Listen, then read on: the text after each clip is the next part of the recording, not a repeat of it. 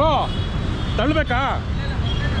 ಅಲ್ಲ ತಳ್ಳಿ ಸೈಡಿಗೆ ಹಾಕೋಣ ಪಕ್ಕನಾ? ಆಲ್ಮೋಸ್ಟ್ ಅಲ್ಲೊಂದು ಅರ್ಧ ಗಂಟೆಯಿಂದ ನಿಂತ್ಕೊಂಡಿದ್ದಾರೆ.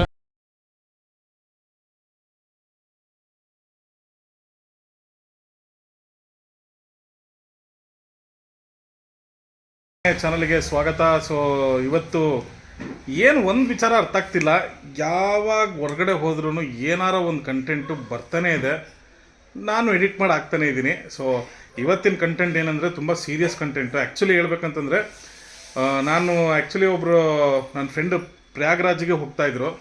ಸೊ ಅವ್ರನ್ನ ಮೀಟ್ ಮಾಡೋಕ್ಕೆ ಅಂತ ಅಂದ್ಕೊಂಡು ನಾನು ಹೋಗ್ತಾ ಇರ್ಬೇಕಾದ್ರೆ ರಾಜಾಜಿನಗರ್ ಕರೆಕ್ಟು ಈ sandal soap factory metro station ಕೆಳಗಡೆನೆ ಈ ಒಂದು ಗಾಡಿ ನಿಂತೋಯ್ತು. ಯಾವುದೋ ಮಹೀಂದ್ರ BE6.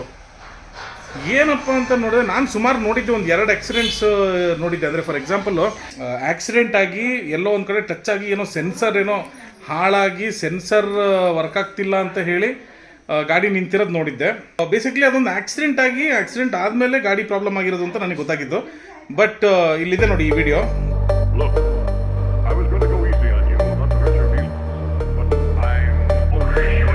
ಬಟ್ ಇಲ್ಲಿ ಈ ಒಂದು ಇನ್ಸಿಡೆಂಟ್ ಯಾವ ಥರ ಇದೆ ಅಂತಂದರೆ, ಇಲ್ಲಿ ಯಾವುದೋ ಥರ ಗಾಡಿ ಆಕ್ಸಿಡೆಂಟ್ ಏನು ಆಗಿಲ್ಲ. ಹೋಗ್ತಾ ಇದ್ದಿದ್ದು ಗಾಡಿ ಇದ್ದಕ್ಕಿದ್ದಂಗೆ ಆಫ್ ಆಗಿಬಿಟ್ಟು ಗಟ್ಟಿ ಮಧ್ಯ ರೋಡಲ್ಲಿ ನಿಂತ್ಕೊಂಡಿತ್ತು. ಯಾವ ಥರ ನಿಂತಿತ್ತು ಅಂತ ನೀವು ನೋಡ್ಬೋದು. ನಾನು ಹೇಳೋದು ಇಷ್ಟೇ, ಈ ಎಲೆಕ್ಟ್ರಿಕ್ ಗಾಡಿ ಇಂಡಿಯಾದಲ್ಲಿ ಬಂದಿರೋದು ನಾವು ತೊಗೊಬಹುದಾ, ಯಾವ ಥರ ಟ್ರಸ್ಟ್ ಮಾಡೋದು ಹೇಳೋಕ್ಕಾಗಲ್ಲ. ಯಾಕೆಂದರೆ ಪ್ರತಿಯೊಂದು ಗಾಡಿ ಎಷ್ಟು ಬೆಲೆ ಬಾಳುತ್ತೆ ಅಂತಂದರೆ, ಏನು 10 ಲಕ್ಷ ಅಲ್ಲ, 10 ಲಕ್ಷ ಕಡಿಮೆ ನಿಮಗೆ ಯಾವುದೂ ಸಿಗಲ್ಲ ಟಾಟಾ ಪಂಚ್ ಒಂದು ಬಿಟ್ಟರೆ ಎಲೆಕ್ಟ್ರಿಕಲ್ಲಿ. ಸೊ 10 ಲಕ್ಷದ ಕಡಿಮೆ ನಿಮಗೆ ಟಾಟಾ ಪಂಚ್ ಒಂದು ಬಿಟ್ಟರೆ ಬೇರೆ ಯಾವುದೂ ಸಿಗೋದಿಲ್ಲ. ಬಟ್ ಇಲ್ಲಿ ನೋಡೋದಾದರೆ BE6 ಆಲ್ಮೋಸ್ಟ್ ಆಲ್ ನಿಮಗೆ 20 ಲ್ಯಾಕ್ಸು ಬೈ ಡಿಫಾಲ್ಟ್ ಸ್ಟಾರ್ಟ್ ಆಗೋಂಥ ಪ್ರೈಸು. ಸೊ 20 ಲಕ್ಷ ಎಲ್ಲ ಕೊಟ್ಬಿಟ್ಟು ನಾವು ಈ ಥರ ಗಾಡಿ ತೊಗೊಬೇಕಂತಂದರೆ ನಾವು ಏನು ಮಾಡಬೇಕು ಅಂತ ಅರ್ಥ ಆಗ್ತಿಲ್ಲ. ಈ ಥರ ಕಂಪ್ಲೇಂಟ್ 1-2 ಬರ್ಬೋದು. ಬಟ್ ಇದು ನಾನು ನೋಡಿರೋ ಪ್ರಕಾರ ಆಲ್ಮೋಸ್ಟ್ ಆಲ್ ಇದು 5ನೇ ಕಂಪ್ಲೇಂಟು ಇಂಟರ್ನೆಟಲ್ಲಿ ನೋಡಿರೋಂಥದ್ದು. ಈ ಥರ ಇಂಟರ್ನೆಟ್ಟಲ್ಲಿ ಬರ್ದಿಲ್ದದ್ದು ಇನ್ನೆಷ್ಟಿರ್ಬೋದು ಅಂತ ನಾನು ಹೇಳೋದು.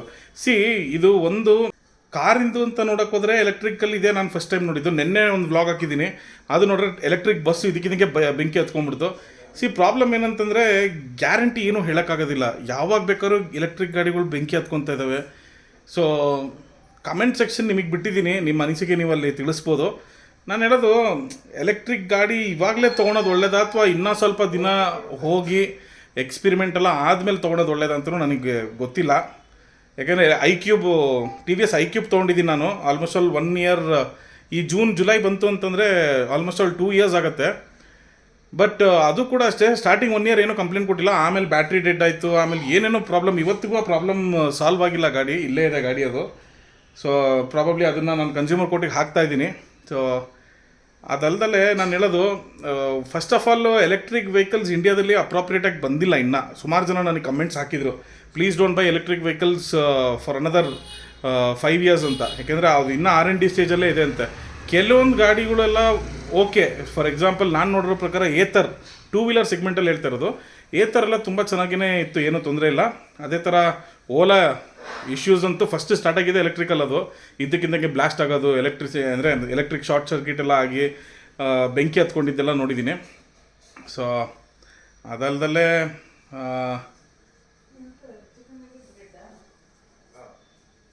ಯಾಕೆ ಹಂಗೋಗ್ತಿದ್ಯಾ? ನಾನು ಕಂಟೆಂಟ್ ಮಾಡ್ತಾ ಇದ್ದೀನಿ ಅಂತ ಅಂದ್ಬಿಟ್ಟು ಪಾಪ ಎದುರ್ಕೊಂಡು ಹಿಂಗೆ ಹೋಗ್ತಿದ್ದಾನೆ ನೋಡಿ. ಹೋಗೋ ಪರವಾಗಿಲ್ಲ.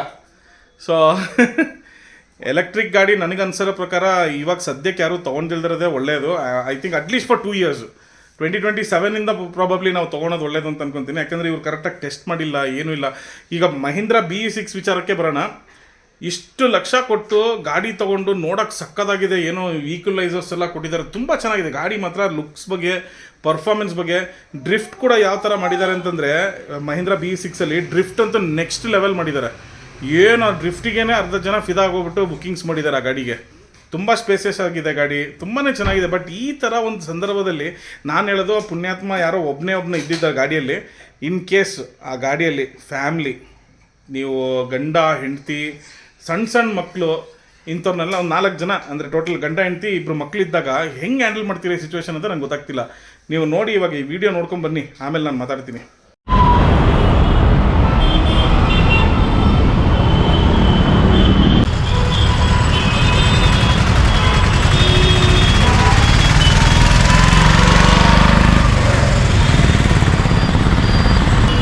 ಮಧ್ಯ ದಾರಿಯಲ್ಲಿ ನಿಂತ್ಕೊಂಡಿದ್ದರು ಸ್ನೇಹಿತರೆ. ಇಲ್ಲಿ ನೋಡ್ಬೋದು BE6 ಮಹೇಂದ್ರ BE6 ಗೊತ್ತಿಲ್ಲ. ಸುಮಾರು ಒಂದು 10ರಿಂದ 15 ನಿಮಿಷ ತನಕ ಗಾಡಿ ಹಿಂಗೆ ಮಧ್ಯದಲ್ಲೇ ನಿಂತ್ಕೊಂಡಿದೆ ರಸ್ತೆಯಲ್ಲಿ. ಅದೇನು ಟೈಮ್ ಅಂತ ಗೊತ್ತಿಲ್ಲ. ಕಂಟೆಂಟ್ಗಳು ನಮಗೆ ಹುಡ್ಕೊಂಬರ್ತಾವೋ ಅಥವಾ ನಾವೇ ಕಂಟೆಂಟ್ ಅಂತ ಅನ್ನೋ ಕಾನ್ಸೆಪ್ಟ್ ಇವಾಗ ಇಲ್ಲೂ ನಾನು ಕೇಳೋಂಥ ಪರಿಸ್ಥಿತಿಯಲ್ಲಿ ಬಂದಿದೆ. ನೋಡ್ಬೋದು ನೋಡಿ ನೀವು, ಇಲ್ಲಿ ನೋಡಿ ಹಾರನ್ ಮೇಲೆ ಹಾರನ್ ಹೊಡಿತಾನೆ ಇದ್ದಾರೆ. ಪಾಪ ಏನೂ ಮಾಡಲಿಲ್ಲದಂಥ ಒಂದು ಪರಿಸ್ಥಿತಿ. ಹಿಂದ್ಗಡೆಯಿಂದ ರಾಜಹಂಸ ಬೇರೆ ಹಾರನ್ ಮೇಲೆ ಹಾರನ್ ಹೊಡೆದು ಸೈಡ್ ಕೇಳ್ತಾ ಇದ್ದಾರೆ. ಗಾಡಿ ಮುಂದಕ್ಕೆ ಹೋಗ್ತಾನೆ ಇಲ್ಲ. ಇಲ್ಲಿ ನೋಡಿ ಸುಮಾರು ತಂದು ಹಿಂಗೆ ನಿಂತ್ಕೊಂಡ್ಬಿಟ್ಟಿದೆ. ಬ್ರೋ ಏನಾಯ್ತು ಆನ್ ಆಗ್ತಿಲ್ವಾ? ಏನು ಗುರು, ಈ ಥರ ಎಲೆಕ್ಟ್ರಿಕ್ ಗಾಡಿಗಳನ್ನ ನಂಬ್ಕೊಂಡು ತೊಗೊಂಡ್ರೆ ಹೆಂಗೆ ಹೇಳಿ? ಪಾಪ ಇವರು ಮತ್ತೆ ರಾಸ್ತೆಯಲ್ಲಿ ಹಿಂಗೆ ನಿಂತ್ಕೊಂಡಿದ್ದಾರೆ. ಇವಾಗ ಇಲ್ಲಿ ಆಲ್ಮೋಸ್ಟ್ ಅಲ್ಲೊಂದು ಅರ್ಧ ಗಂಟೆಯಿಂದ ನಿಂತ್ಕೊಂಡಿದ್ದಾರೆ.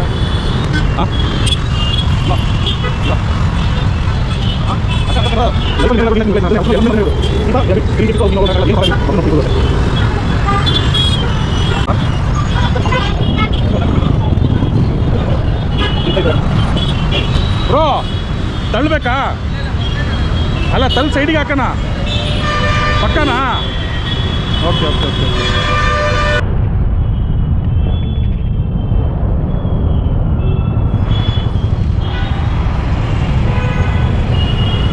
ನೋಡಿದ್ರಲ್ಲ ಇವಾಗ ಎಷ್ಟು ಗೊಂದಲ ಸೃಷ್ಟಿ ಆಯ್ತು ಅಲ್ಲಿ ಅಂತ. ಫಸ್ಟ್ ಆಫ್ ಆಲು ಈ ಎಲೆಕ್ಟ್ರಿಕ್ ಗಾಡಿಗಳು ರೋಡಿಗೆ ತೊಗೊಂಬಂದು ಕೆಲವೊಂದು ಗಾಡಿಗಳು ಟೆಸ್ಟ್ ಕೂಡ ಆಗಿತ್ತು. ಯಾಕೆಂದರೆ ಹಿಂದಿನ ವೀಡಿಯೋ ನೀವು ನೋಡ್ಬೋದು.